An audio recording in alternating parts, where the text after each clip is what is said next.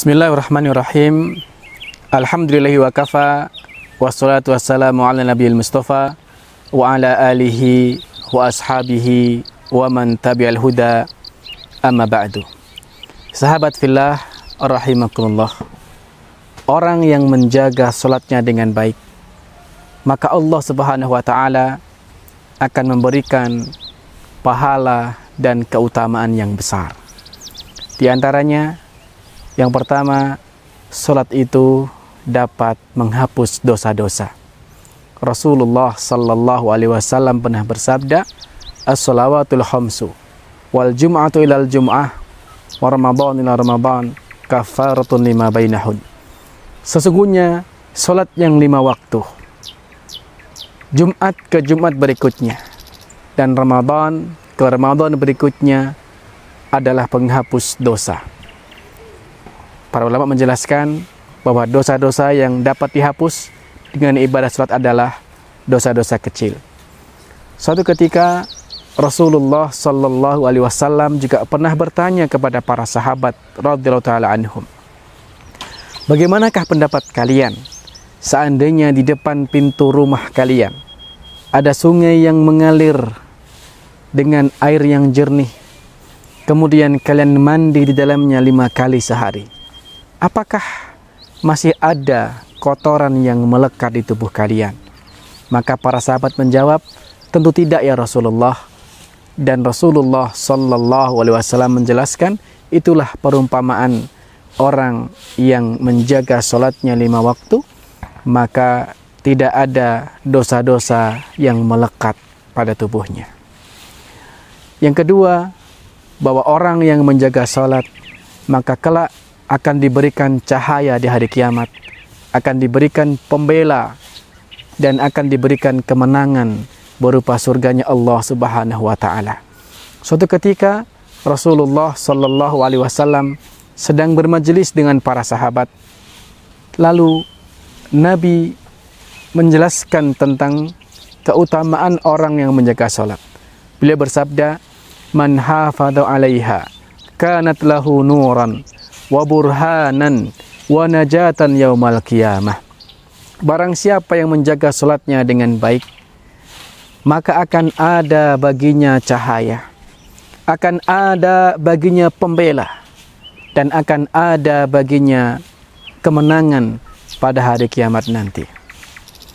Kemudian orang yang menjaga salatnya dengan baik juga akan dihindarkan dari perbuatan yang keji dan perbuatan yang mungkar. Allah berfirman dalam surat Al-Ankabut, "Inna salata tanha 'anil fahsya'i wal munkar." Sesungguhnya salat itu dapat mencegah pelakunya dari perbuatan yang keji dan perbuatan yang mungkar. Kemudian masih banyak keutamaan yang Allah Subhanahu wa taala janjikan bagi orang-orang yang menjaga salatnya dengan baik.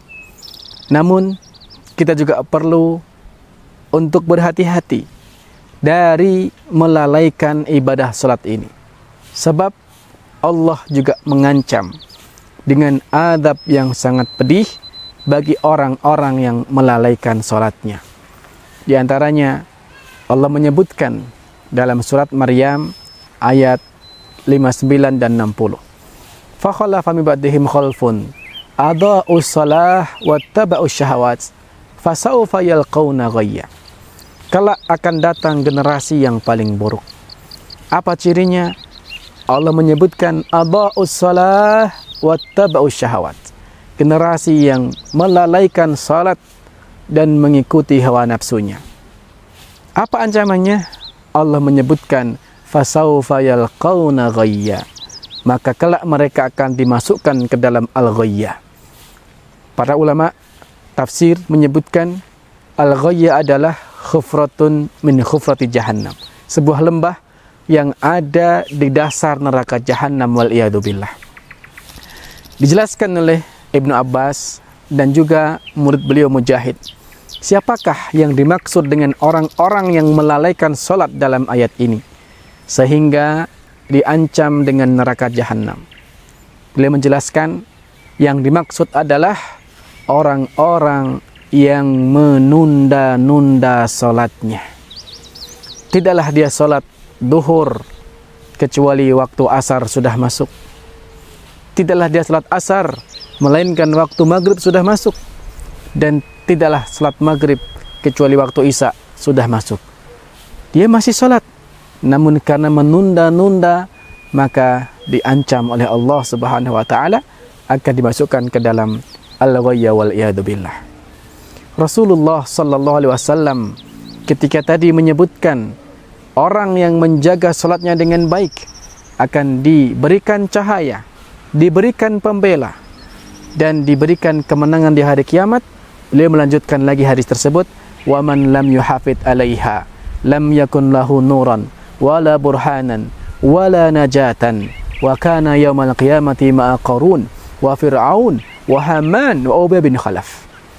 Adapun orang yang tidak menjaga salatnya dengan baik, maka tidak akan ada baginya cahaya, tidak akan ada baginya pembela, dan tidak akan ada baginya kemenangan. Dan kelak di hari kiamat akan dikumpulkan bersama dengan Qarun, bersama dengan Fir'aun, bersama dengan Haman, dan bersama dengan Ubay bin Khalaf wal iyadu billah.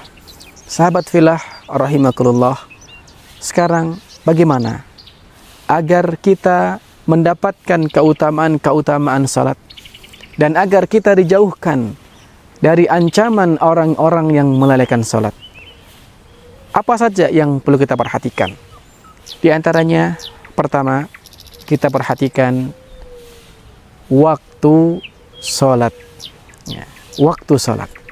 Bahwa Allah berfirman dalam surat An-Nisa, "Inna salata kanat 'alal mu'minina kitaban mauquta." Sesungguhnya salat itu bagi orang-orang yang beriman waktunya telah ditentukan.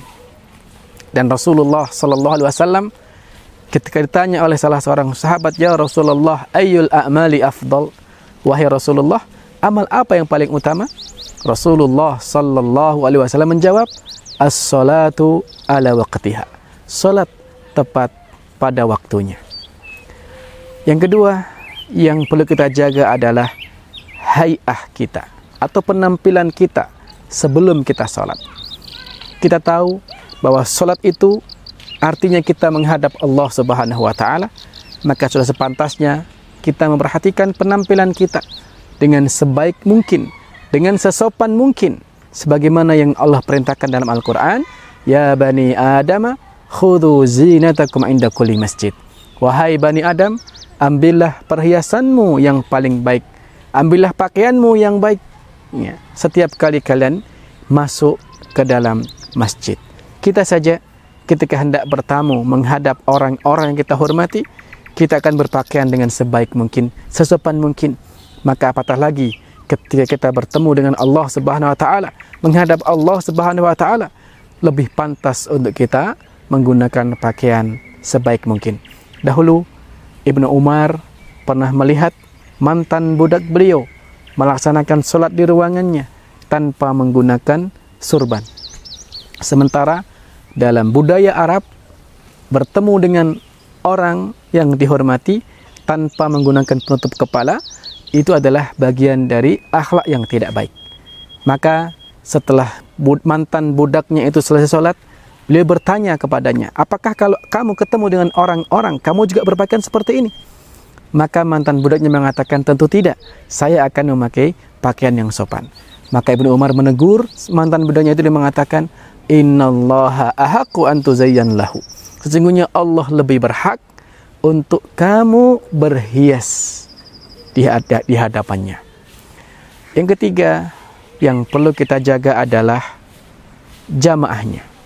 Ya, bahwa Rasulullah sallallahu alaihi wasallam bersabda, "Salatul jama'ati afdalu min salati fardhin bi 27 darajah."